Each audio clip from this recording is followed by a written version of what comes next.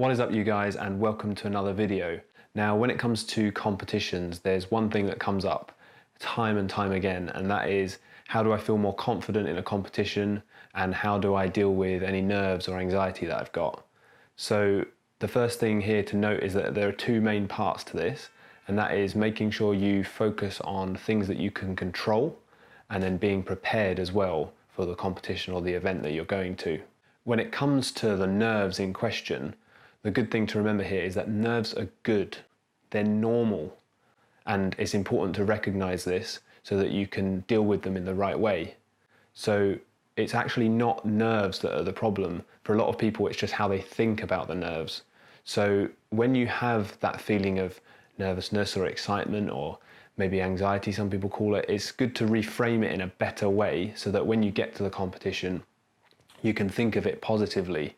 So importantly, remember that nerves are a human response to trying to prepare you for something. So you can think of them in terms of preparing you for a competition, heightening your senses, increasing your awareness of certain things and the feeling within your body. So they're actually a good thing. So the first thing there is to remember that nerves are good, and to reframe them to think about, oh, I'm feeling excited for this competition. This is a feeling of excitement, not nervousness. It's not a bad thing, it's actually useful for this competition, and it's going to help me shoot better because I can feel more in my shot and I can focus more strongly when I'm shooting. Now, I mentioned earlier about focusing on things that are within your control. So this is really, really important. When someone feels anxious, it's normally because they're thinking about something that's outside of their control. And this is the same in a competition. If you're focused on what other people think, or maybe an outcome that you can't control, like you're not sure if you're going to win a match and that's making you feel anxious, this is because you're focusing on things that you can't control. You have no control over them at all.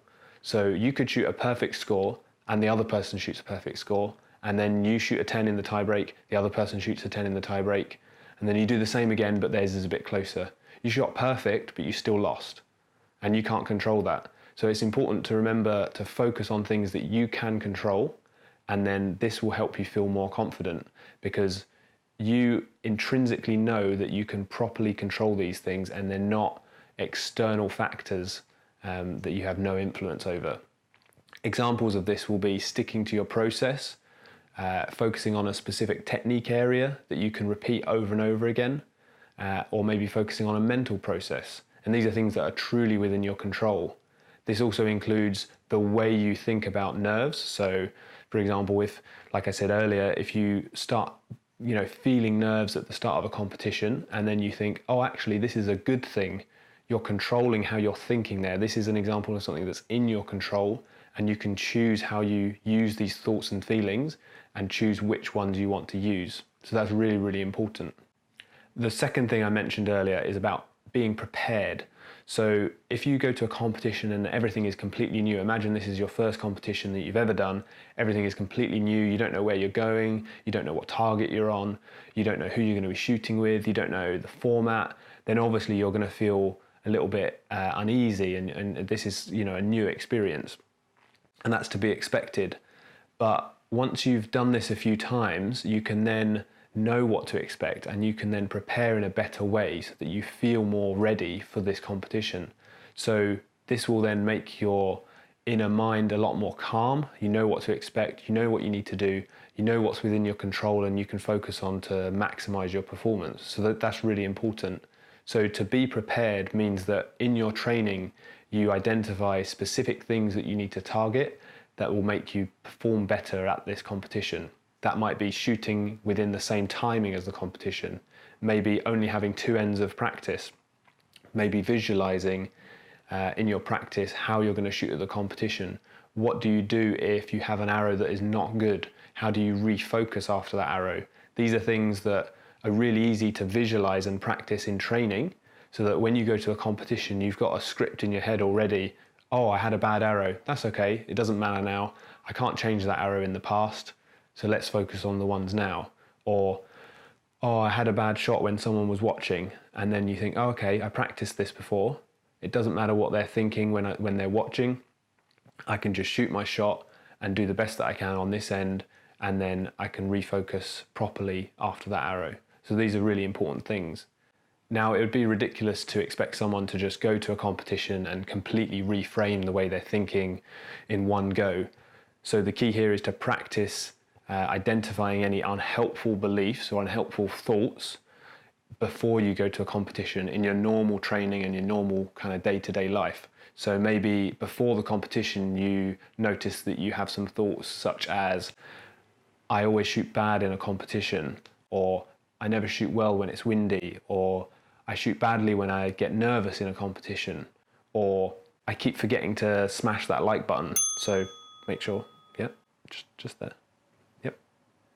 So when you have these thoughts, it's important to remember that you can obviously choose these thoughts, as I mentioned before, but you can also reprogram your inner, we call it maybe like your computer, you can reprogram yourself with better thoughts.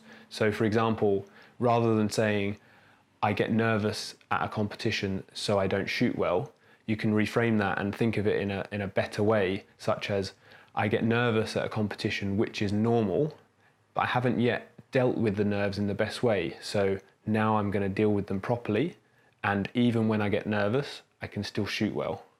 So things such as this can really help to reframe how you approach a competition and then how you approach your performance as a whole. So that's really, really important. I'll let you into a little secret when it comes to competitions and just performing in general, and that's no one really cares. Like, this might sound a bit harsh, but no one cares really about, you know, your end or your bad arrow you had or your bad competition you had. And I don't mean that in a bad way. I mean that it's not the end of the world. You can have a bad end, you can have a bad arrow, and nothing really happens. You can just focus again, shoot the next arrows and improve the next end. You know, no one's going to die. The world doesn't end. You can just move on. It's not the end of the world. So it's really important to remember that people are always, they're busy on their own stuff they've got to do. They're focusing on what they want to do.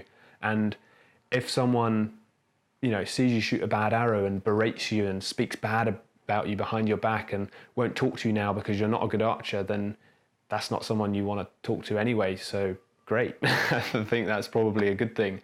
So it doesn't really matter, and people shouldn't be worried about being judged for just shooting a bad arrow or a bad end. So I think it's really important to remember that, and if that's something you identify you have a belief about that's not helpful, then you can make sure before the competition to remind yourself that actually, if someone looks at me shooting and I shoot a bad shot and they won't talk to me now, good, it doesn't matter. I don't want to be talking to someone like that. That's not someone who, you know, I value in my life. So I think that's really important.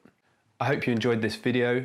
As always, be sure to demolish that like button and subscribe to the channel if you haven't already.